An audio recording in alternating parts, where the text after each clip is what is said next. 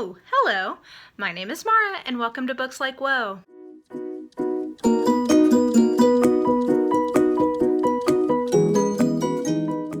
So we are almost done with my big old week of content, and today I've got a nice little book haul for you guys.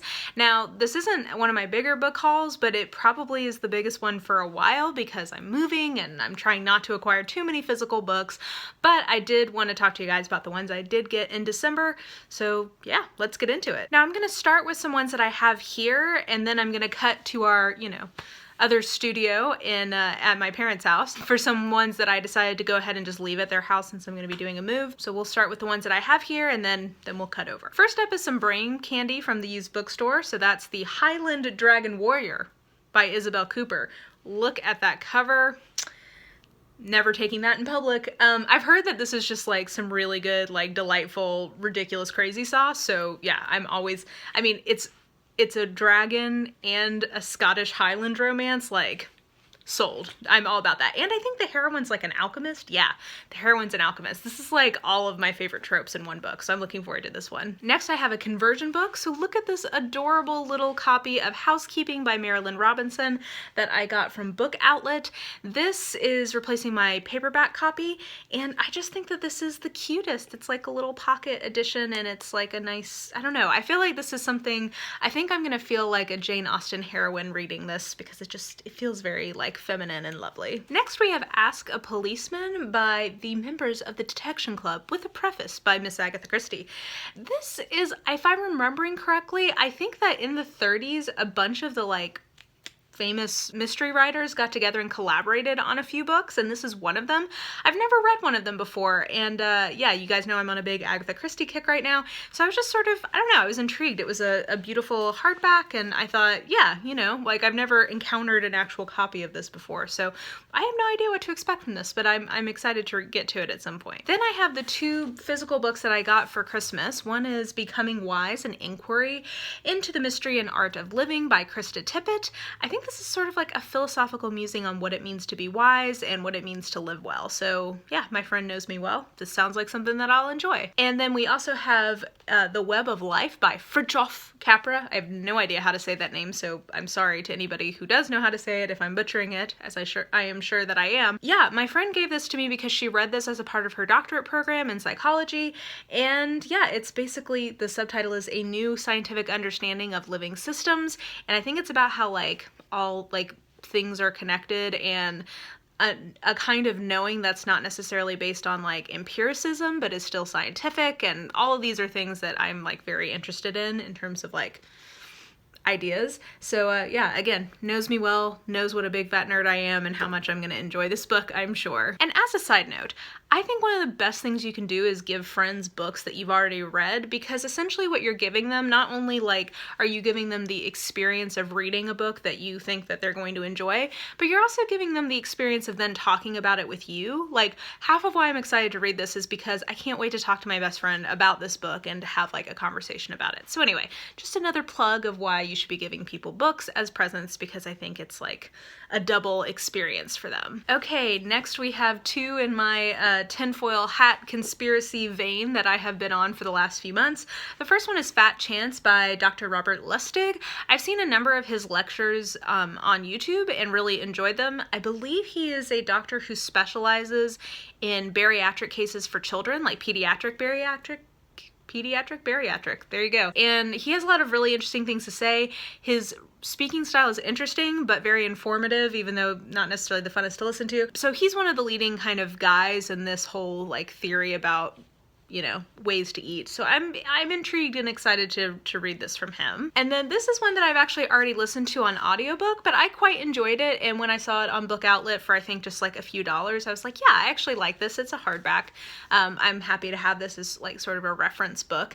And that's Pandora's Lunchbox, How Processed Food Took Over the American Meal.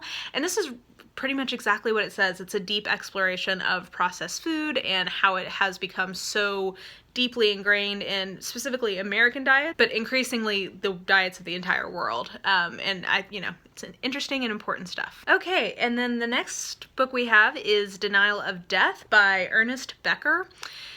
Little story on this. The reason I got this is because it's on the book list of The Order of the Good Death, which I discovered because I started watching Ask a Mortician here on YouTube.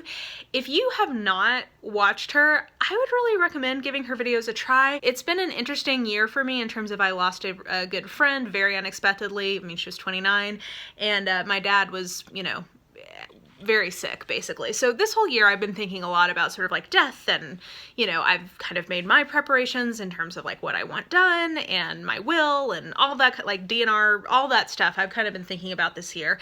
But watching that YouTube channel really like helped me de-fear a lot of the things that I think about when I think about death. Like, she just talks about it so matter-of-factly and has this whole idea of like, what does it mean to have a good death? And she, you know, she always is saying like, we are all future corpses.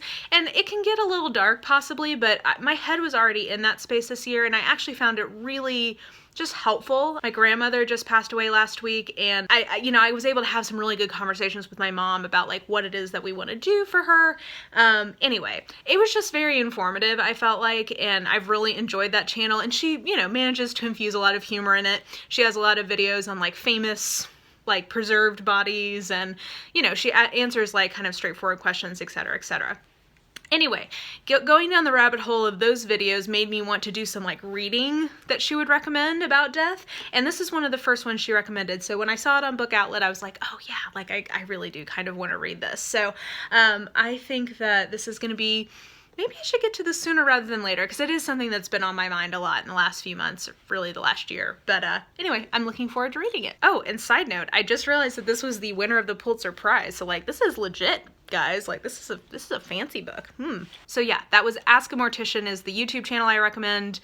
Just want to make sure I did I say that? I think I remembered to say the name of that channel. Okay, and then another Agatha Christie one. Agatha Christie writing as Agatha Christie Marilynne.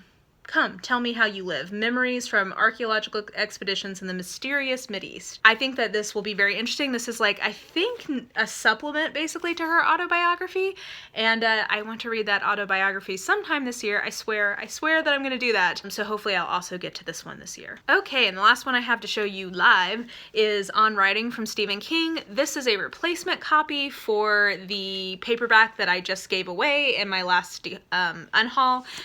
This, I think, was slightly discounted, and then I had a like holiday coupon from Amazon to get an additional basically like $5 off of this. So this ended up being pretty reasonably priced, and so yeah, I decided to go ahead and replace it because I really do love this book. Highly recommend it to anybody who likes memoirs, anybody who likes Stephen King, or anybody who's a writer. I think that this is just really fantastic. Okay, so now I'm gonna send you to our other studio. Okay guys, I'm coming at you pre-recorded again from my parents' house bureau of Books Like Woe, and this time for a few books that I procured in the month of December but am not going to bring back with me home. I'm going to leave them here at my parents' house, so I just wanted to show them to you guys real quick. First up from Book Outlet, we have a nice hardback copy of the Space Trilogy from C.S. Lewis. This is a replacement situation for 3 of the paperbacks that I had. And yeah, it's a nice copy. Not my favorite from C.S. Lewis, to be honest with you, but you know, I have a lot of C.S. Lewis, so I'm trying to replace as many with ebooks or hardbacks as I can. And speaking of, another thing from Book Outlet is the C.S. Lewis Signature Classics, and this actually has 8 different books in it. Now, I have Mere Christianity, The Screwtape Letters, and A Grief Observed all in hardback already, but the other 5 I didn't, and when I was looking at the price breakdowns, it actually made sense to just go ahead and do this, even though it's a little bit of a repeat. But yeah, it's a really nice edition. Pretty hardback, love it. Next is Martin Buber's I and Thou. This is, how to describe. It's a hardback, and it is basically like a philosophical musing on the other from the perspective of a Jewish philosopher. Basically, it's real good. That's kind of the long and the short of it. We'll move on. Okay, and then we have a very big deal, which is that I finally converted my paperback Lord of the Rings into a hardback, and I thought I was getting a much uglier edition, but when this showed up from Book Outlet, look how pretty. This is the one I've always wanted. Ironically, the sticker on the back says like this is our last copy and does not meet our quality standards. If you're not happy with it, please contact us. Well, it does meet my quality standards, so how do you like that, Book Outlet? I'm so happy to have this. This was a little bit of a pain of a conversion because I had to transcribe all of the notes that I took for my my seminar that I took on this book into the hardback, and that took a very long time. But it was well worth it. I'm so happy to have that beautiful hardback edition now that's going to stand up a lot better over time, and it's just prettier. That's the bottom line. And then we have a used bookstore find. So this is a hardback copy of Agatha Christie's By the Pricking of My Thumbs. Something wicked this way comes.